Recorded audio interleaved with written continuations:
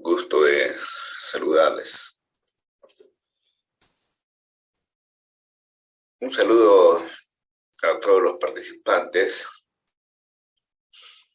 en este Congreso Internacional de las Ciencias Políticas, Sociales y Humanas. Voy a desactivar la cámara porque estas presentaciones no va a correr. Una reflexión sobre las matemáticas en las ciencias jurídicas. Podemos indicar, ¿no? En muchas universidades, estudiantes y profesionales del derecho se resisten al aprendizaje de la matemática.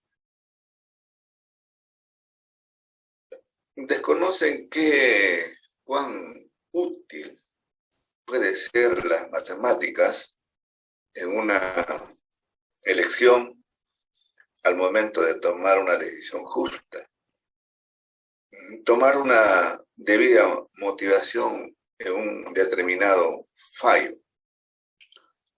Incluso hay quienes eligen esta profesión del derecho, claro, para evitar encontrarse con las matemáticas dentro de su programa curricular.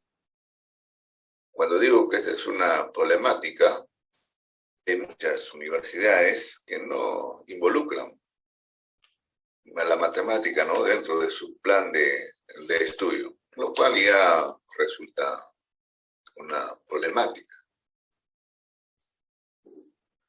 Este es un aspecto muy importante,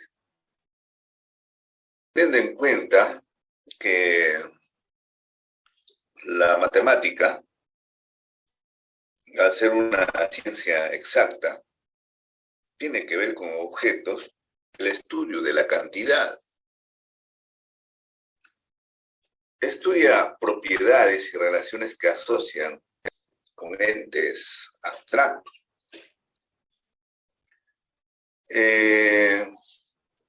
Involucran números y figuras geométricas, ¿no?, a través de las notaciones básicas exactas y del razonamiento lógico. De conceptos complejos se pasa a otros conceptos más simples, no por sustituciones sucesivas. Claro, pues la matemática es maravilloso, ¿no?, un artificio del hombre. Entonces las matemáticas están para unir, ¿no?, para mediar entre el hombre y la naturaleza. Permite el desarrollo del razonamiento deductivo, formales y necesarios, que forma parte esencial de la filosofía.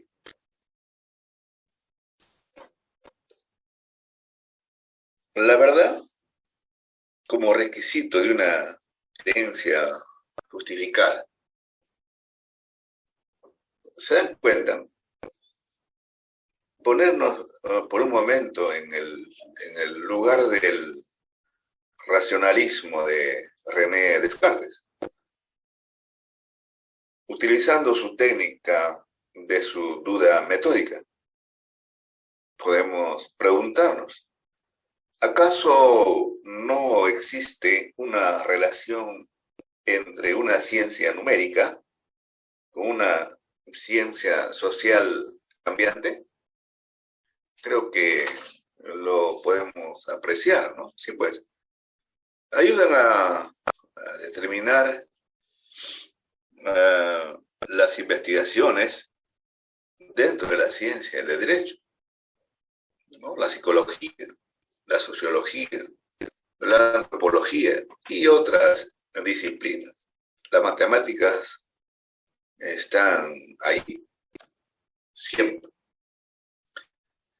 Hoy día no es casual escuchar hablar, ¿no?, de la jurismatematología.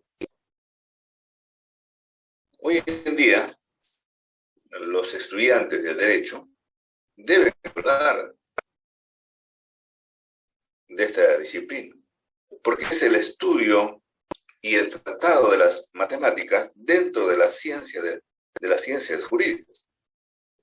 Claro, esto tiene pues, su fundamento, ¿no?, en la Edad Media, eh, cuando Santo Tomás de Aquino, siguiendo la línea de Aristóteles, distinguía, ¿no?, lo justo medio en la justicia conmutativa, ¿no?, la justicia distributiva, como igualdad estricta o como la igualdad proporcional, ¿no? Las matemáticas están ahí siempre.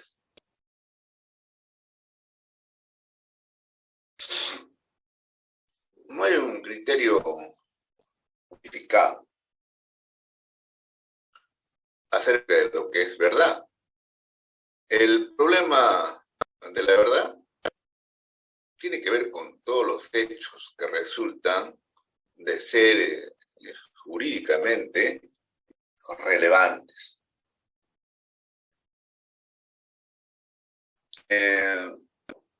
Entonces, la vida jurídica no es una disciplina aislada. En el entorno se encuentra la biología, incluso la química, ¿no?, la física, la geografía, la psicología jurídica, la sociología de derecho, antropología forense, matemáticas, química forense, matemáticas jurídicas. Entonces la vida jurídica está englobada, relacionada con la demás ciencia. Se vienen creando incluso más relaciones con otras ciencias experimentales. Hay un rompimiento de paradigmas y buscar un conjunto sistémico de ayuda. El fin es buscar una justicia equitativa, ¿no?, y un proceso legal más justo, ¿no? Es una pretensión. Entonces, es evidente que no podemos escapar a las fórmulas, en este caso, ¿no?, las fórmulas matemáticas jurídicas. Si quisiéramos hacer algunas notaciones como esto para tener un criterio subjetivo, establecemos algunas premisas, valores, igualdad, virtudes, normas, justicia, legalidad. Entonces podríamos establecer que valores más virtudes sobre la igualdad es igual a la justicia sobre las normas, y lo que esperamos es una legalidad.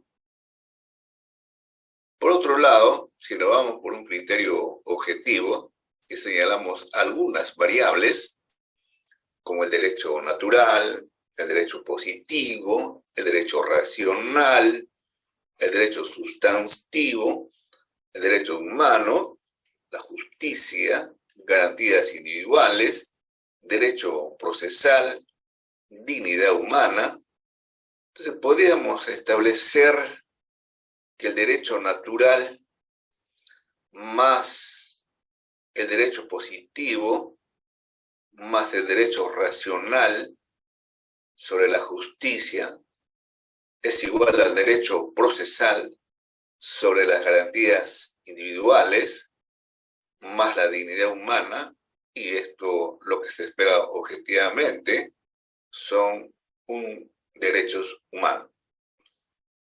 Entonces lo que estamos haciendo es un poco matematizar, ¿no?, conceptos y variables de criterios subjetivos y objetivos. Entonces hablamos de ramas de las matemáticas jurídicas. Claro, dentro de ellas están las cuestiones más elementales que incluso nos enseñan pues de la educación básica regular: la aritmética, el álgebra, ¿no?, la geometría, el cálculo, la estadística o la probabilidad.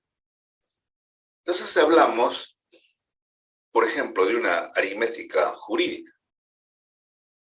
Es la ciencia que practica las operaciones lógicas, ¿no?, jurídicas: suma, resta, multiplicación y división, para determinar un carácter cuantitativo de alguna conclusión jurídica, ¿no?, dentro de algún litigio.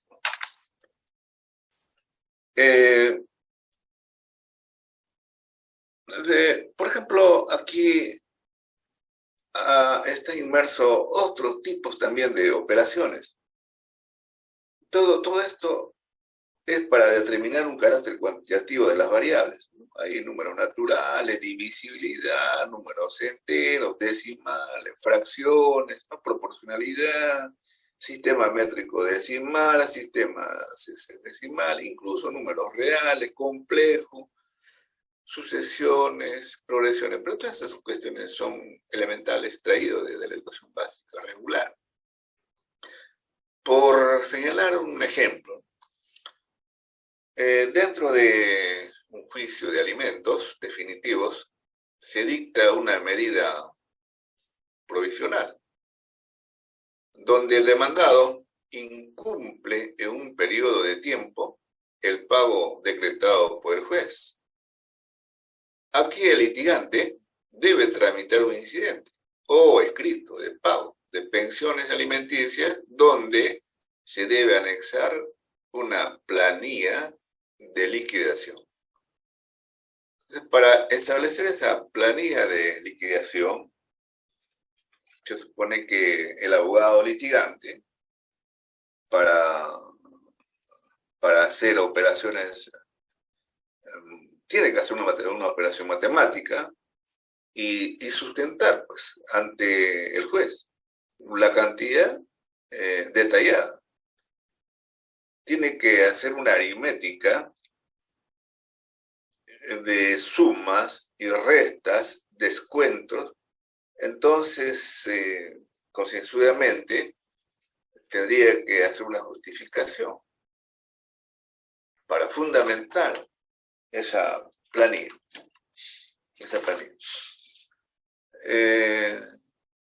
Bajo esas premisas, entonces, hay una necesidad de utilizar la matemática. Respecto del álgebra jurídica, el abogado litigante o juez hace también álgebra cuando crea una respuesta concreta, exacta y directa a un litigio o a un problema. Ya hicimos ahí una muestra del álgebra cuando pusimos una serie de variables y premisas y hemos establecido hemos algebrizado, ¿no?, algunos conceptos. Eso realmente es álgebra. En la geometría jurídica también está entonces la geometría jurídica, que es aplicado para, por ejemplo, entender las etapas de un proceso civil. Claro, la geometría jurídica es la aplicación de figuras para representar ideas con ayuda pues de puntos, rectas, segmentos, ángulos, bisectrices, planos, ¿no? Triángulos, cuadriláteros, circunferencias, traslaciones, giros, cuerpos geométricos, etc.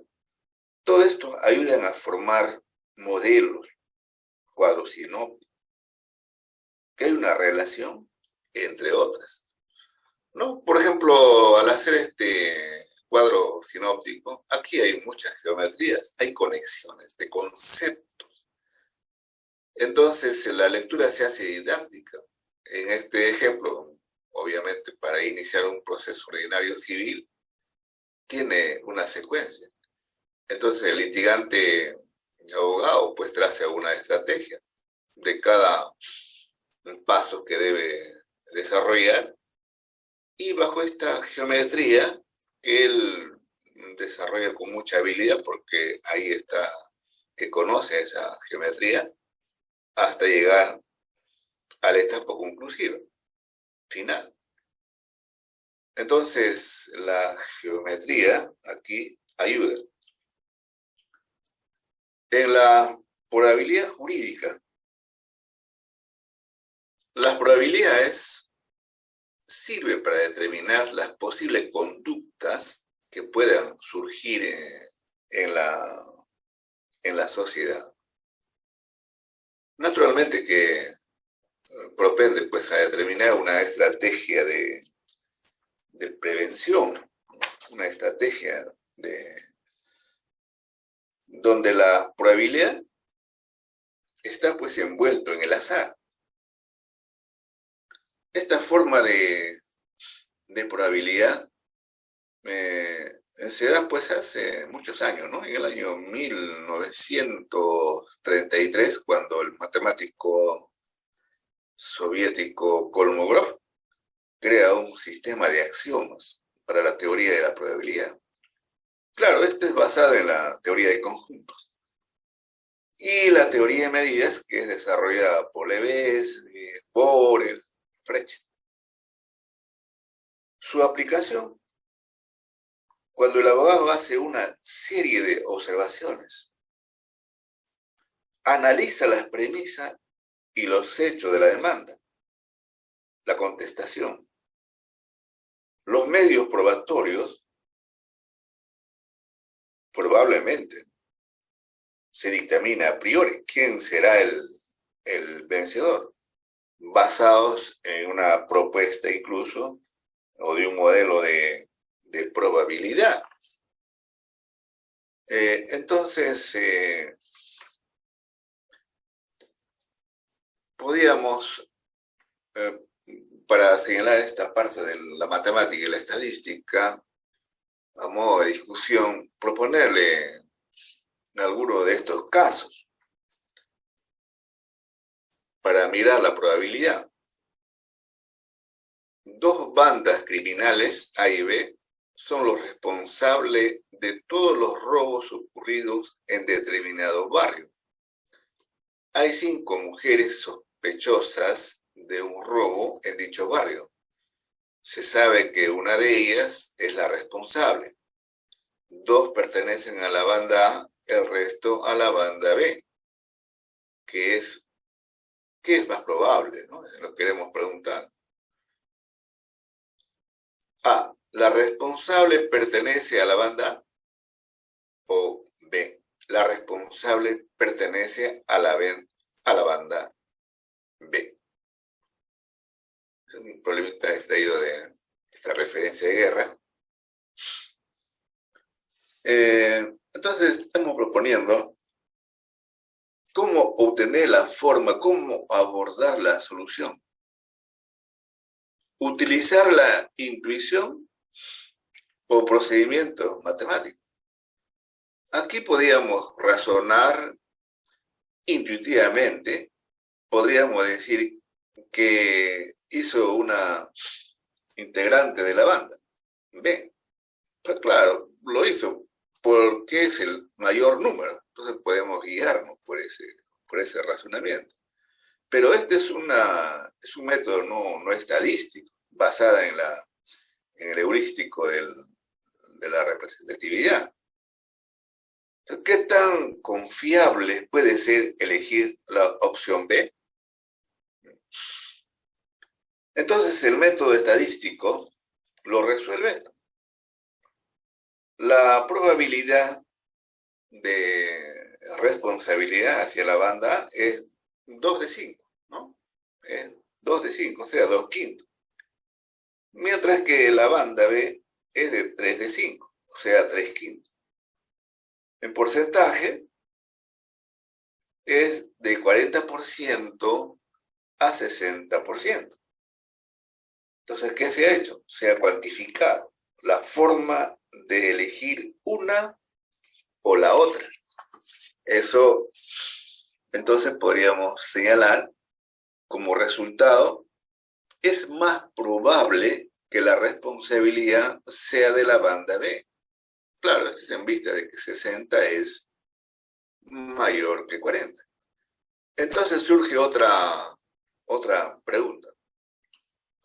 ¿Es suficiente 60% para establecer una responsabilidad en este tipo de procesos penales? Bueno, la epistemología jurídica en materia civil ha establecido, creo, por regla general, que el estándar de prueba es superar el 50%, ¿no?, de materia penal. Entonces, el estándar utilizado está más allá de la duda razonable. Pues en este ejemplo supera, ¿no?, el 60%. Entonces, eso no es un estándar de prueba. Pregunto, ¿no?, a los litigantes y personas versadas en derecho. Entonces, esa es una de las cuestiones muy interesantes que proponemos para que sea discutida. Dado que el tiempo es breve, voy a hacer algunas conclusiones, ¿no? Entonces nos queda claro que los métodos matemáticos ayudan a entender y clasificar los resultados de los cambios sociales. Por otro lado, los adelantos tecnológicos y científicos están obligando a modificar los sistemas sociales, económicos, políticos, administrativas y jurídicas. Incluso, hoy en día, ¿no?, con la llegada de la inteligencia artificial, hay que ir pensando ya, pues, en jueces informáticos, policías informáticos, contadores informáticos y otros. Entonces nos obligan a adaptar las normas a los tiempos actuales. Las nuevas ramas del derecho vendrán por la lucha entre el mundo real y el mundo digital. Muy bien, eso va a quedar para la reflexión. Aquí ha habido algunas referencias que hemos utilizado. La propuesta de guerra de Schum, Serap, Tarufo y Vázquez. Muy agradecido por su atención.